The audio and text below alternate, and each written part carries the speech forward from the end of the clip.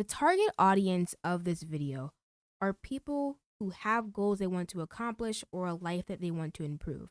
The problem is they don't really know what they're looking for or what they're trying to do exactly, and they don't know why they're doing it. And because of these two things, they definitely don't know how to get there. So if we think about it, we don't know what we're looking for, so we don't know when we have found it. But we do know that we want it. We do know that we desire it. We desire our ideal lifestyle. We have this idea of reality that we desire or want. We think that a good reality or a good life is a life where we are always happy. Happy meaning that we are always comfortable. We think it's going to be easy. We think our idea of life is us always being motivated, even if we don't consciously state these things, because we haven't done the mental work or the proper mental work to set a goal. This is kind of what we subconsciously automatically think. And that's why, if you have a workout goal, we know how it goes. We have the start, then we have the end of our goal. Maybe we set a 3-month workout goal. If your goal is to do push-ups, maybe for the first week, you do it, and then you just stop. Whenever we set a goal and not do the mental work needed to set the goal, we automatically end up relying on motivation. You start off with the maximum amount of it, and then as time goes on, you just lose it. Why? It's because our idea of reality conflicted with actual reality. We realized that doing the push-ups isn't what we thought it was going to be. The first mindset shift that I want to have in this video is that whatever idea of success or happiness that you have, it's not actually what you think. The reason why I think that we are not living an intentional life, the reason why I think that we are not accomplishing our goals, the reason why I think we don't know how to set goals and what even goals are, is overall because we just don't understand how human development works. We often all grow up within a society, usually an academic social society, where we are told what is right, what is wrong, what is normal, what is not normal, what's okay to do, what's not okay to do, what success is and what success is not. And usually that's shown through written rules and unwritten rules. Like, for example, at a very young age, we understand that, success is grades. The higher grades you get, the smarter you are. And the smarter you are, the better you are. We also see that there's a social life. The more popular you are, that's how successful you are. So most of our life is just us trying to fit within the standard, try to fit within these rules that are written and unwritten. And we're just thinking about it all wrong. We're thinking about life all wrong. The real work that you're going to have to do to accomplish your goals is going to be lifelong. That means it's going to be forever. So if we look at that workout goal, just how the push-ups hurt when we first started, we think that the push-ups won't hurt next week or the week after that or the week after that. We're kind of just hoping that we would just continue to just power through. Like, nah, man. That's not how it works. The real work that we have to do is forever. This push-up stuff that you gotta do, you gotta do it all the time. Not only that, the work that we have to do is active. You have to get up every single day and actively do the push-ups. We don't just have to do the push-ups, but we have to do the push-ups with a certain form. We have to do it with a certain amount of resting time. We have to intentionally go about it, okay? So it's active, meaning that we are living an intentional life. Third thing that we don't understand is that it is complex. Not only do we have to do a certain form when doing the push-ups, but we've now noticed that our diet also is important. The amount of sleep that we get is also important. And it just so happens that the workouts that we do take time. And that time can be used for sleep. It can be used for preparing our diet. But then we have our job or our school here. And this school thing also takes up that same time that we were talking about. In order for me to do good in school, I need to have sleep. In order to do good in school, I also need to have a good diet. Sleep and diet are important for health. But my job or school, if I have a job, it pays bills. Those bills pay for shelter. Shelter, also good for my health. If you're a guy, most likely, bills pay for girlfriend. Bills pay for girlfriend. Oh wow, girlfriend costs money. So I can get money to pay bills, right? Go to job so I can get money. Money, pay bills. Bills, I can get, shelter. Also have a girlfriend. Girlfriend is a bill. I have to pay for my girlfriend. Oh, sleep in my girlfriend. Oh, I have to give my girlfriend time. The same time that I have to do to work out and do push-ups, right? Now, that time needs to be put on sleep. I gotta work on my diet. I got my job at school. I got to pay bills, I got shelter. I have my girlfriend. Oh my gosh, my girlfriend's yelling at me. My girlfriend's mad at me. I have to maintain the relationship with not just my girlfriend, but also my family. My relationships with people connect to my mental health. So my mental health is connected to my health. I can do this forever. All your goals have inputs and outputs. The input that you need to put into for your health goal is probably going to be time, energy. That time and energy that you're going to have to input into your health goal. The output of the health goal is going to be connected to the input of your study goal. Your inputs are going to be outputs for certain things, but the outputs are also going to be inputs for other goals. So if you have a health goal, this output from the health goal is needed for the input for the study goal. In this output for the study goal, whether that's grades or the degree that you're studying for, this output is the input for the money goal that you have, right? That means that if I stop working out, right? If I ignore my health, that means my study goal is going to go down because the output of the health goal was supposed to be what I needed for the study goal. So the healthy body, the healthy brain, whatever that I needed to do my study goal, I now don't have that source anymore to do my study goal. Right. And now that I'm not doing my study goal, I'm not doing the grade, I'm not getting the grades or the degree I need to do the money goal. You can't just ignore an area of your life. The second you stop working out, other things in your life just start getting bad. Your life is interconnected. When we say that the real work that you need to do to accomplish your goals is going to be complex, we're saying that it's a system. Your life is a system. Number 4, what we also don't understand is that it's going to be uncomfortable. This one is a simple idea. Remember that motivational loop that I was talking about before with the push-ups? How we always start a goal briefly and then we end up stopping. And it's just this constant loop of us saying, well, I'm going to lock in. You stop and you said, no, I'm going to lock in this time for real. Or the New Year's resolution where we keep on making a goal at the end of the year. The beginning of the year in January. Then February happens, then March comes, and then you're like, I'm done. Now, here we are saying, oh, I'm going to lock in again. That's why you're watching this video right now. It's because you're back at the motivational loop. You're back. You're back at the start.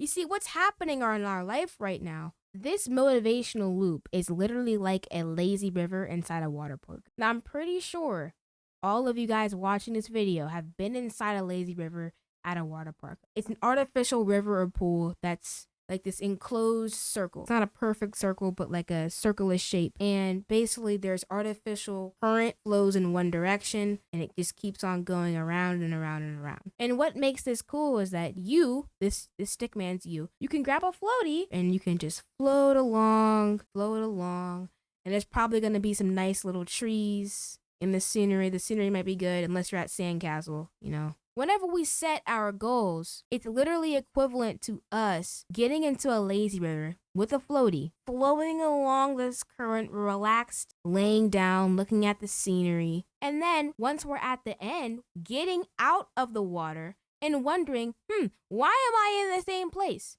It's because you're in a lazy river. You're in a lazy river. Why are you in the same place? Because you comfortably sat around. You didn't do any of the active, complex work that you needed to do to accomplish your goal. We're doing the same thing over and over again. Every year, every month, every week, every day, we are getting inside this lazy river and we're flowing with the current. We wake up, we see the phone on our counter or whatever. We grab the phone and we go on social media. Why? Because we're just flowing with the current. We're just doing impulse, immediate desire stuff, whatever. We're not thinking. Instead of taking action, we are being acted upon. We need to understand that the work is going to be uncomfortable. Name one person that did something great that's comfortable. You can't. Anything that you want to do that's great in your life, that's original, you're going to have to do the mental and the physical work. You're going to have to put time and energy into it. That means that this lazy river that we're living right now, This ain't gonna work. If we want to swim and create our own life, we shouldn't have never gone into this lazy river in the first place. Number 5, we need to understand that the work that we have to do to accomplish our goals is going to be unpretentious. Unpretentious meaning that not everyone is going to be clapping for you. Not everyone's going to be applauding for you. That first day you did your push-ups, was anyone there to congratulate you or pat you in the back? No. It was a simple routine. It's a simple mannerism of going down and pushing yourself up. It's a simple mannerism. It's repetitive. It's boring. It's not flashy. It's unpretentious. The next few things I want you to think about is yin and yang. So we've heard yin and yang before, or we saw this symbol before once. We may not be experts on it, but we do know that it represents opposite forces, okay? And the key thing to know about these opposite forces is that opposite forces transform. So for example, if we have good over here and on the other spectrum we have bad, these two spectrums, which are opposite forces, they often transform into one another. So good transforms into bad, bad transforms into good. We can say the same thing about success and also failure.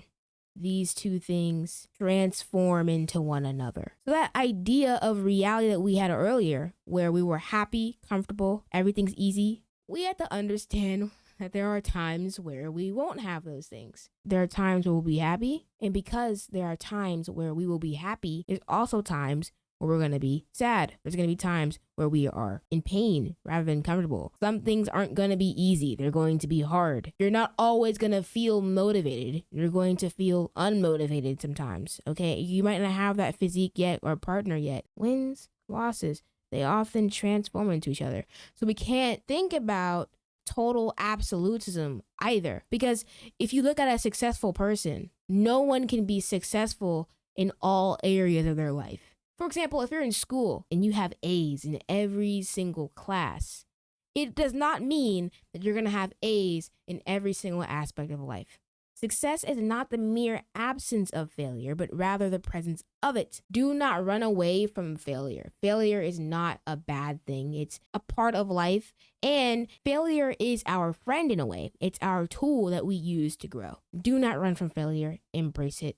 That's one of the reasons why we are in the lazy river. The next mindset shift that we made was that the goal work was active. Active meaning you are living an intentional life towards your goal. If you learn how to live a more intentional life towards your goals, you will start getting exponential growth. Meaning that as time goes on, you will be getting better faster and faster. And this only works if you have a growth mindset, if you think more intentionally or on a higher level, and if you use internal feedback loop or causes as direction for your life, instead of expecting external or material things, which are effects, to change or decide or do stuff for you. And that perfectly leads into the complexity of your goal. We're going to be getting into how to deal with the complexity of life, not saying that I know the answer, right? That's kind of crazy, but I am saying that these 3 habits definitely don't help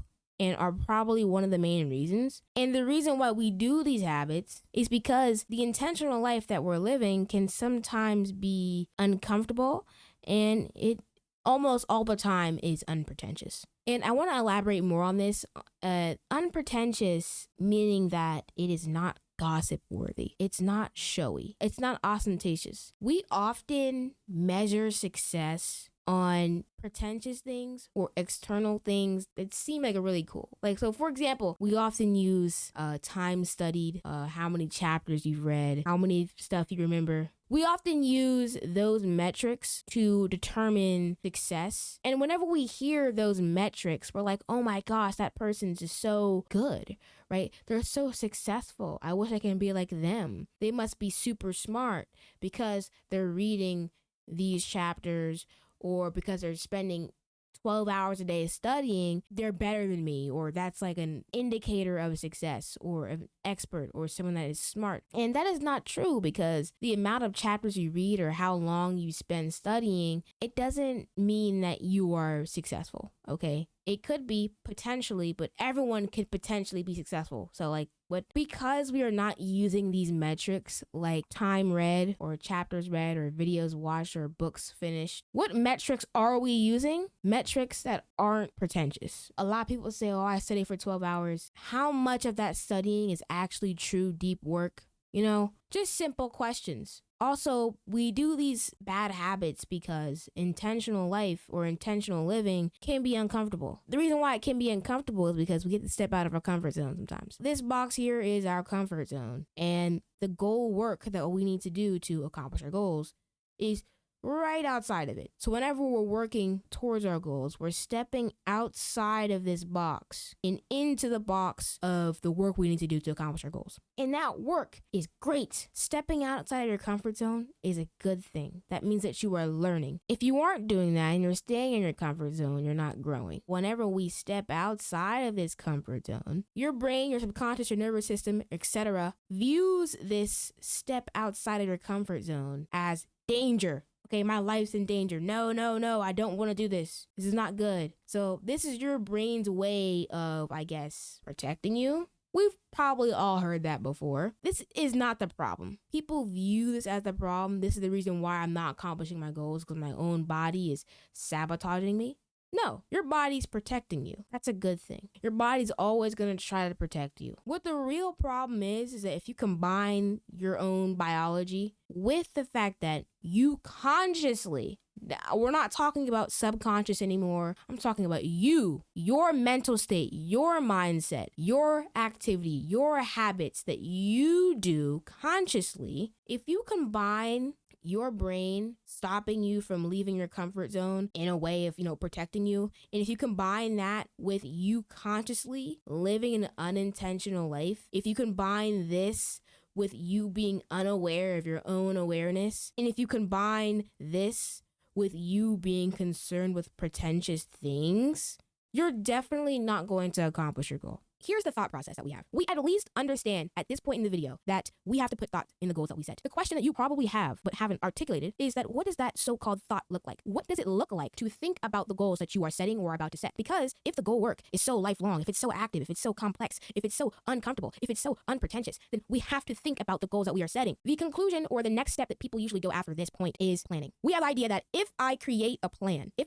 for my goals, then I'll accomplish them. That's our idea. Then watch a bunch of YouTube videos or books, whatever, to get better at planning, right? And we eventually learned that a plan is, a detailed method, formula, or sequence of steps designed to achieve a goal involving scheduled actions, resources, and timelines. So we say, I want this physique, I want this degree, I want this lifestyle, I want this amount of money, right? We set that goal, and now we are creating a detailed method, formula, or sequence of steps designed to achieve that goal through using scheduled actions. We use resources, and timelines. These are all like our main tools for accomplishing our goal. Boom. Plans are how you accomplish goals. So this is what we spend our time doing. Then we run into a problem. We realize that plans are just another idea of reality that we have in our heads. And we know that from the beginning of the video that all ideas of reality usually aren't actually real, or they get proven wrong. This idea of reality that we have, we make our plan based on this idea of reality. And that's not good, because this plan now only works in the most ideal conditions. It's the ideal environment. It's the ideal conditions where everything is just in line. But the second we don't feel motivated, the second we realize that it's hard, that we're not actually happy right now, we're sad, the second we realize that we're not comfortable, we're actually in pain, and we realize that no one's clapping for us, no one's patting us on the back for what we're doing, the plan destroys. The plan crumbles. It crumbles. So this is us making the realization that all plans crumble. Apparently, I can't predict the future. That's the first problem we run into when we're trying to plan. So the next step, or the next pivotal moment in this thought process, is that we say, well, what do we do, right? What do we do, especially when there's other agents that also have goals? So when I say agents, I really just am referring to people. You remember before when I said that the goal work that we need to do is complex. Diet, sleep, all connected to health,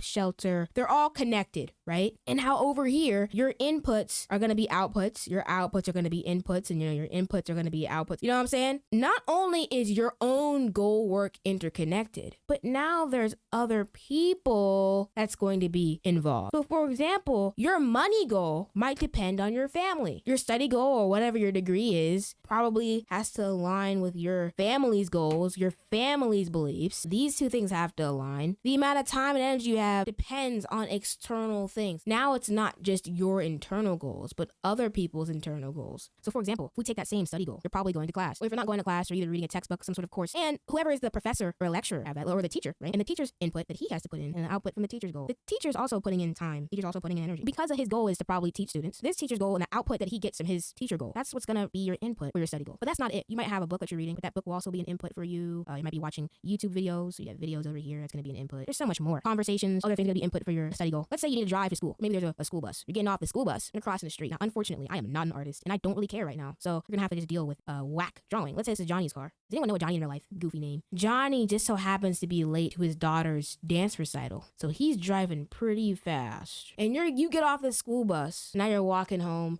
and now you got to cross the street. Boop, boop, boop, boop, boop, boop, boop, boop. And this person has to get to his daughter's dance recital, which just so happens to be in this direction. And as you're walking, runs you over, he hits you. What had happened was, okay, your goal and then Johnny's goal clashed. And that's what happened. And then you end up getting in a little accident. Oh no. Hopefully you can imagine this on a larger scale. It's not just about you, but there's other people. There's the system, there's rules. There's so many variables to life that you just cannot predict. So because we cannot predict the future, especially because of this reason, what do?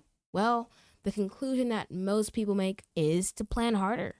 The idea is if I create a better plan, I will be able to accomplish my goal. Okay, if I create more to-do lists, if I time block more, if I label everything, if I capture everything, if I get a bullet journal, a Notion template, I get Obsidian, whatever, if I section everything, if I categorize everything, if I organize everything, if I color code everything, if I track everything, if I plan harder, then I will maximize. I will maximize my productivity, my goal work, whatever. But that's when we run into another problem, another pivotal conclusion. In us trying to plan harder, we end up realizing that something is up. I feel like I'm not making any progress, even though I'm working hard. I'm in the same place I was before. That's what happens whenever we plan harder. This is why your goals haven't been working. Right? What I'm trying to do right now is I want you to understand why you are in the position that you are in right now and for you to change your thinking. Because if you don't understand how you got here, you will end up here again. You're going to keep on doing the same things, making the same mistakes that you have last year, flowing with the current instead of creating your own. We think that getting out of this lazy river means planning. Planning is not how you accomplish your goal. Planning is not how you accomplish your goals. The more you plan for your goals, the more scheduled actions, the more resources you add, the more timelines you add, you're just creating a bigger, more enjoyable lazy river. You're adding more scenery, you're adding more trees, rocks, you're adding statues, you're making it larger. So now it just takes you a little bit longer for you to get around the entire thing and realize that you're still in the same place that you started at. That's what planning harder does for you. So if you think that the reason why you're not accomplishing your goal is because you don't have a good plan, that's not it.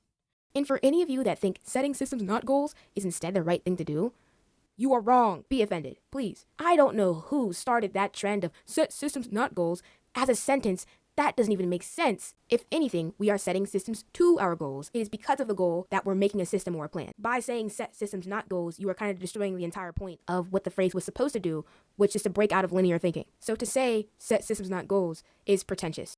The next mindset shift that we need to make in this video, I think is best described by Dr. Russell Ackoff, and I think I spelled his name wrong, I don't know. In a certain speech he did, I'll link it in the description because it was just that good. In this speech, he said, there's a difference between doing something right and doing the right thing. The thing is, the righter you do the wrong thing, the wronger you become. Think about it. Let's say if you have a knife, right, and you're cutting food and you accidentally cut yourself, the more you go in, the deeper the cut, the worse it is, okay? The righter you do the wrong thing, the wronger you become. If planning is the wrong thing to do, the harder that you plan your goals, the more actions you schedule, the more wrong it's going to be. The more you try to predict the future, the more wrong that prediction is going to be. I think that's a relatively simple concept to understand, but yet people still do it all the time because they don't want to do the hard work. We don't want to do the wrong thing. Instead, we want to do the right thing. Being successful means that you're really good at doing the right thing right, not the wrong thing right. But we also know from yin and yang tells us three important things, right? Opposite forces transform. So if we have good and we have bad, good often transforms into bad, and bad often transforms into good, right? Same with wins and losses. Wins transform to losses, losses transform into wins, success transforms into failure, failure transforms into success. Okay, they both transform. We can't have one or the other. And also there's no total absolutism. Think of it like this: with yin and yang, with light there's dark, with dark there's light, with good there's bad, with bad there's good. And even in the light, there's always always a little bit of dark, and even with the dark, there's always a little bit of light. The way I like to think about it, success has a little exponent of failure. Just how like you have like an exponent to a number, power two, success, and up here you just see failure, good, a little bit of bad in the good, a little bit of good in the bad. What did J. Cole say? There's beauty in the struggle. I'm not saying the last word. In all wins, there's a little bit of loss. In all losses, there are small wins. But Yin and Yang also talks about the cycle of the day. Just how morning, there's night, the sun goes up, then it goes down, right? It's a cycle. And what we can get from this is feedback loops. So instead of it just being success, it more so doesn't look like this line. What it actually looks like is this. Success, failure, success, failure, success, failure. That's what it looks like. The better that we can do this, the faster we can fail, the more we succeed, the more we can get better. And this is where we get feedback loops, where you gather info, you do it, and you gather information again. Gather information, you do it, you might mess up, you might succeed. Gather more information, use the information to do it again. And it's this constant improvement. So here are the possibilities. If we can learn to do the right thing right, success. And if we do the right thing wrong, then that's fine. Because we know, even if we fail at doing the right thing, we're still doing the right thing by doing the right thing. We know that success is inevitable. We keep on trying, we keep on improving and doing that feedback loop. One of these days, one of these months, one of these years, we're gonna get better. Then we could do the wrong thing wrong, which if we're doing the wrong thing wrong, we're not really moving forward, but at least we're not going backwards. But you're just kind of idle. You're not really doing anything. We want to go towards our goals. What we don't want to do is do the wrong thing right. If we do the wrong thing right, we know that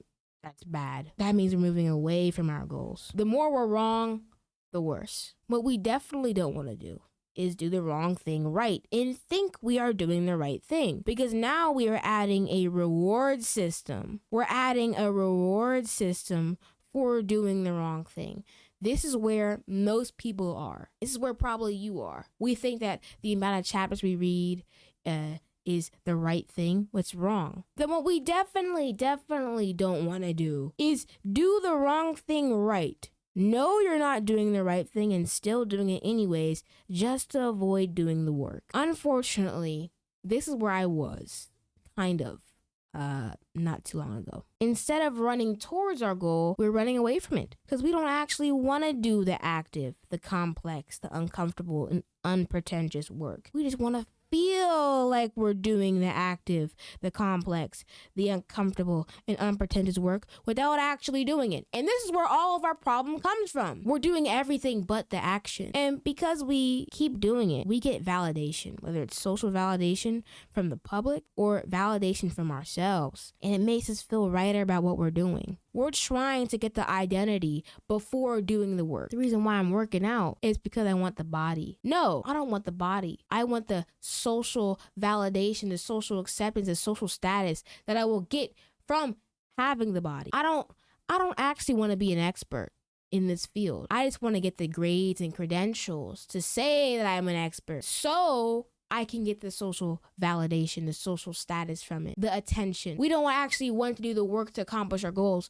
We want the attention that the identity gives us. We're trying to avoid doing the work while getting the identity. We're trying to avoid doing the work while getting the feeling. We need to understand that we have to do the work to get the identity. You can't get the identity before the work. You have to earn the identity. We get addicted to the feeling of progress rather than it itself. And bringing it back to the beginning of the video, the target audience was people who have goals they want to accomplish or like they wanted to improve, but they don't really know what. Well, now we know what. What you really want is not the work. You want the identity. And the reason why you want the identity is for the social validation or the self-validation to make you feel like your existence is justified. And because of these two things, they don't know how to get there. No, you know exactly how to get there. The thing about how is if whenever you understand what you're trying to do and why you're trying to do it, the how usually unfolds for itself. If you know what you are looking for and you know why you're looking for it and you're very passionate and serious about it,